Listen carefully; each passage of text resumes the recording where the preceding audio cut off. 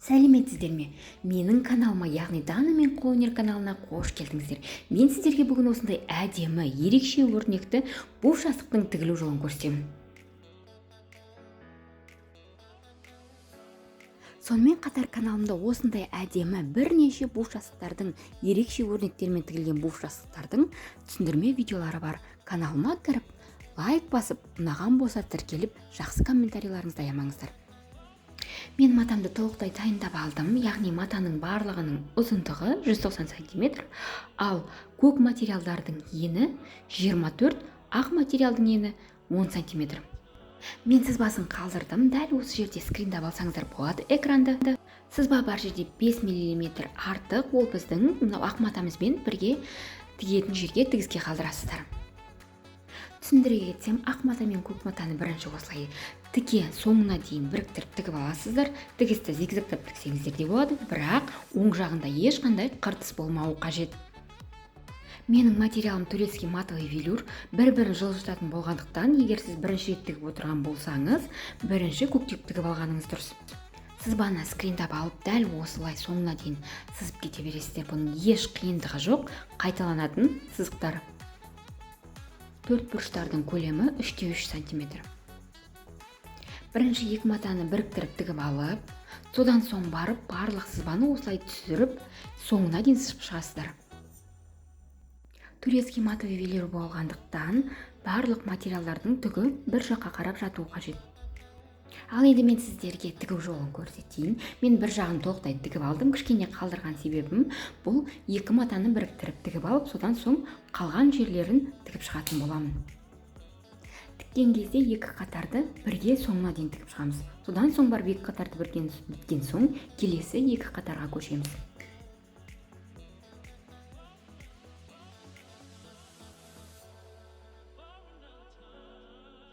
Сызбасы сіздерге түсінікті деп ойлаймын.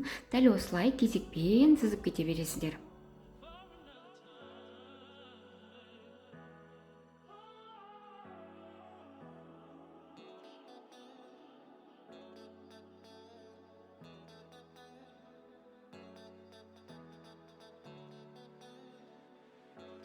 Ал біз тігілген жер осылай жиырылып қалады, дәл осылай болуы қажет.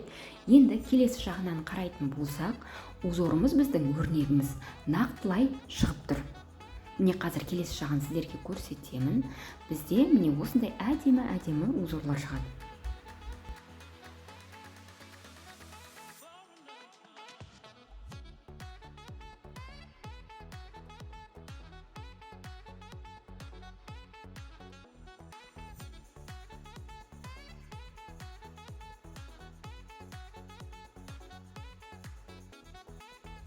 Сызба бойынша біз төрт бұрыштың ішіне сызықтар, таяқшалар қойып шықтық. Сол таяқшалар бойынша тігіп шығамыз. Осылай біріктіреміз. Мен сіздерге бірнеше рет көрсетемін. Түсінікті болады деп ойлаймын. Бір тігісті бірнеше рет тігіп шығыңыздар, себебі ол сөгіліп кетуі мүмкін. Сөгіліп кететін болса, біздің узорымыздың, яғни көрінісі бұзылады. Сызбамыздың екі ұшынан іліп алып кете бересіздер, және де түйіндеп жақсылап тігіп шығасыздар. Мен қазір жақындап тағы бірнеше рет көрсетемін. Түсініксіз болып жатса, сұрақтарыңыз болса, комментарий бөліміне қалдырыңыздар.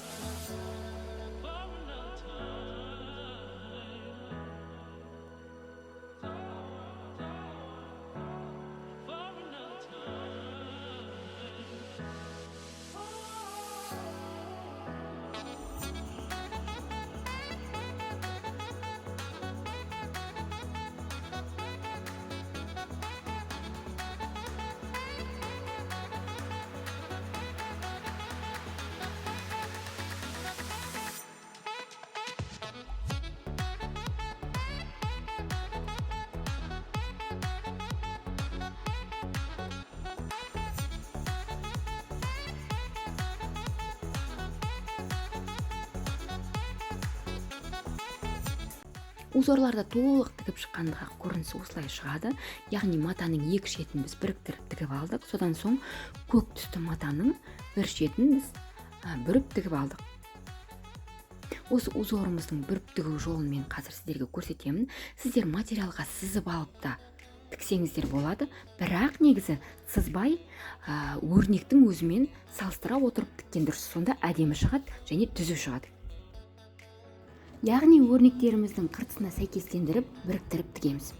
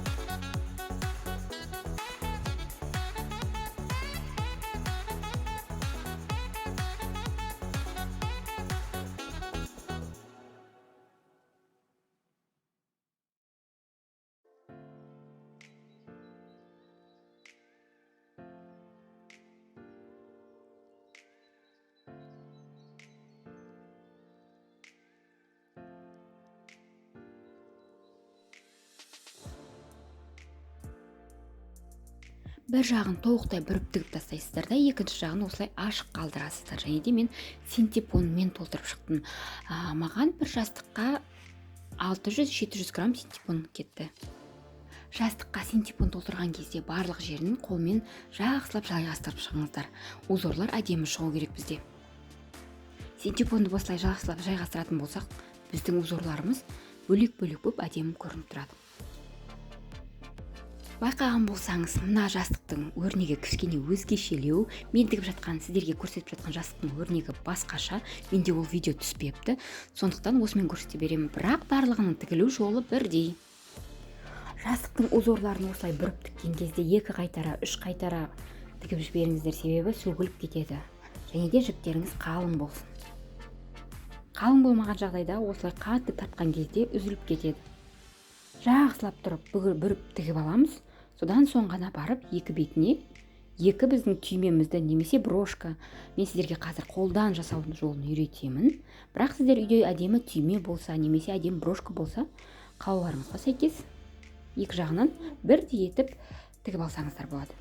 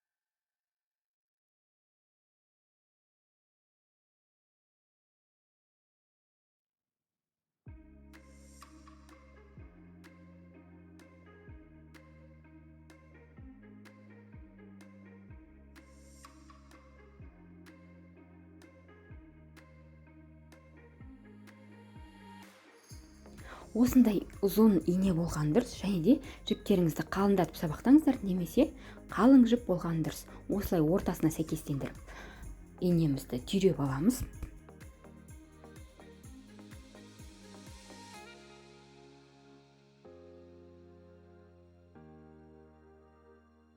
Содан соң бүріп тіккен жеріміздің бос жерін тауып, екінші жағынан шығарамыз. Дағыны екінші түймемізді дәл солай ортасынан тігіп, қайта бірімен біріктіреміз.